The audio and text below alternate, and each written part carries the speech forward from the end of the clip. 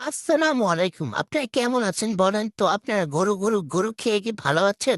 আমি তো আমার বুক ধুক করছে আমার এত গরু খেয়ে। এখন আমার বোন একটা গালি খাওয়া রেসিপি রান্না করবে। আসলে ও একজনের রেসিপি দেখে রান্না করতেছে তো কমেন্ট সেকশনে নাকি শুধু গালিই ছিল। কেন জানি ওর ওই রেসিপি রান্না করতে ইচ্ছা করেছে আমাদের গালি খাওয়ার জন্য। প্রথমে একটা প্যানের হিট অন করে দিতে হবে।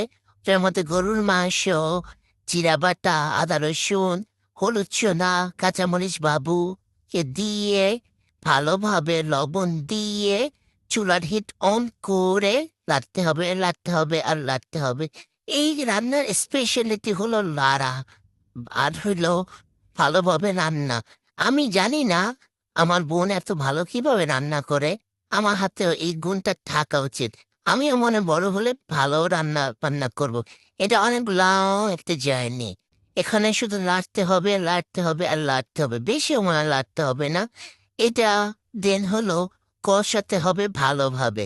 দেন কষাতে যখন তেলটা উপরে চলে আসবে, তখন আপনাদের পানি দিতে হবে। জানি না কমেন্ট সেকশনে এত গালি কেন ছিল, বাট এই রান্না খেয়ে আমার বাবার মনে হয়েছে যে এত মজার গরুর মাংস খায়নি। আমারও খুব ভালো লেগেছে। আপনারা আমার বোনের গালি খাওয়া রেসিপি বাসায় রান্না করে দেখতে পারেন।